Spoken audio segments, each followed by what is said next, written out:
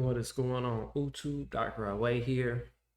And this video is going to be all about Karuak. So, Karuak is a relatively new feature in Season of Conquest.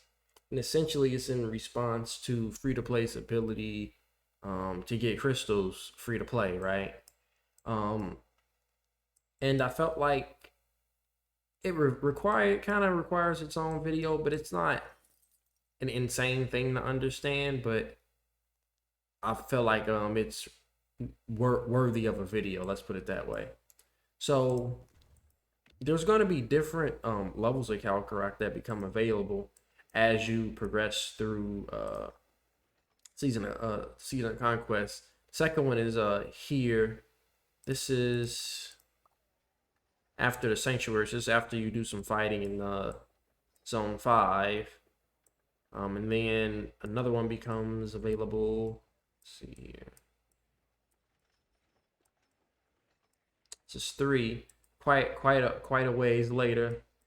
And I think it goes all the way up to 5. Yeah, by the time you get here, it's like you might be done with the KVK. Like it won't matter the crystals, but you could still use it to get more and more coins, obviously. But you really want to do as much research before that first fight.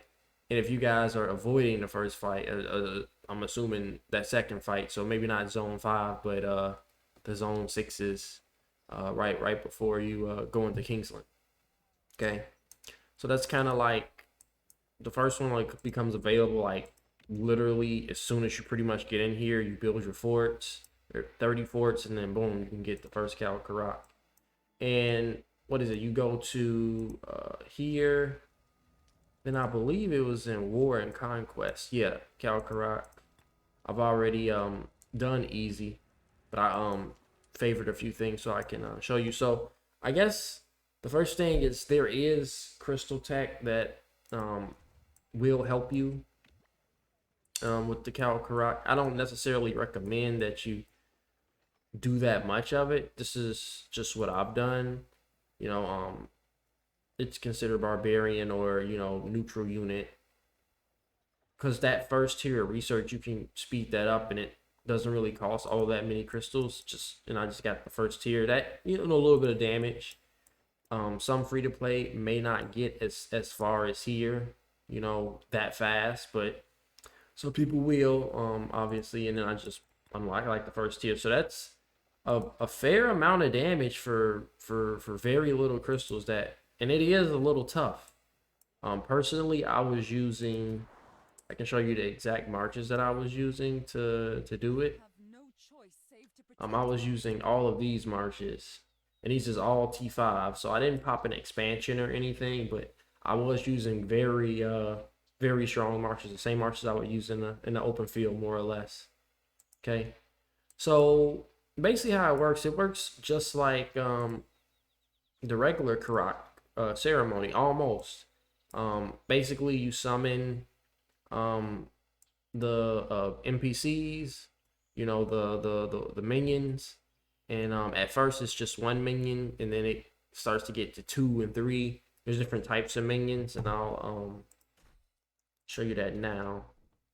Hopefully you can tell I'm very tired. I don't even know where to go. So you have a minion like this, and they all have like different abilities.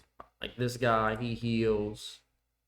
He can heal like low troops.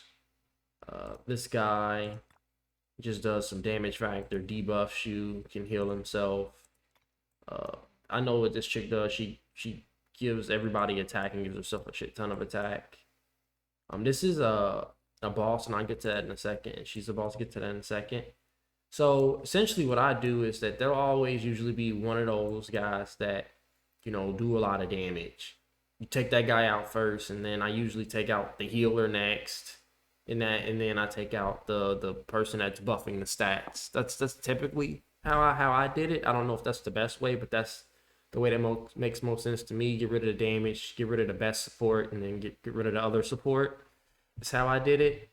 And then I'm for sure, use the tank march. So I would group all my marches as close to that damage person, because you have a limited amount of time to defeat all the enemies. I think for the normal ones that aren't a boss wave, like at 10, 20, or 30, you know, you're gonna need you get a minute and 30 seconds, and then I think the boss gives you 3 minutes. It's enough time, but you gotta be, quick about it. So I for sure was using where is he? Yeah, I was using Richard just with Alex, just to tank and stuff, and I found that to be very effective. And then to tackle him first, let the all the marches focus to Richard, and then swarm down, with your other marches the damage, and then like I said in that order.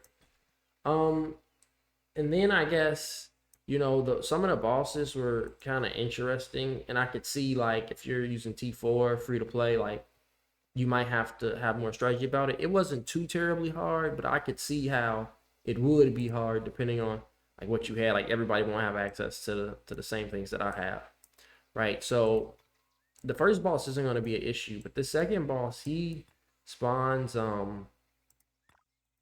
spawns these guardians, right, with his active skill, and they give the guardians give him 20% attack. So he'll get 120% attack, and then once the battle lasts a certain amount, you get this all damage dealers increase.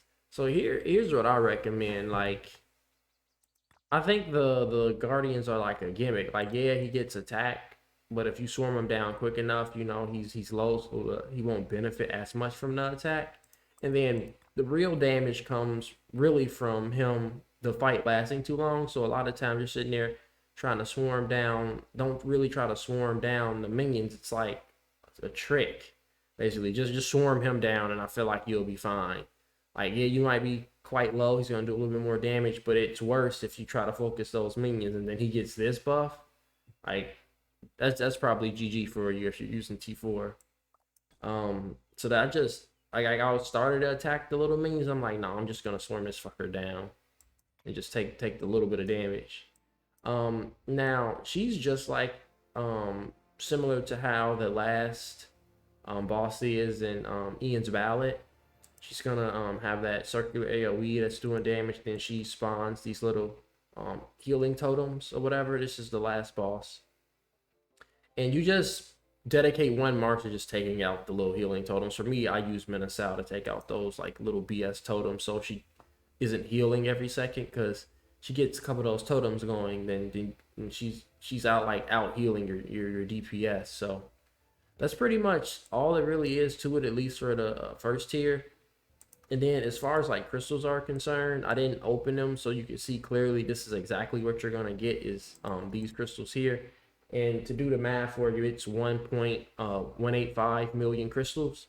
So I anticipated before I finished I was gonna get about 1 million crystals. So yeah, about a little bit more than 1 million crystals, and I think that's very reasonable, free to play, to be able to take advantage of these crystals. For sure, you should be doing this, day one, day two at as early as you can, and then to just be able to get those crystals going. So that's Karuak.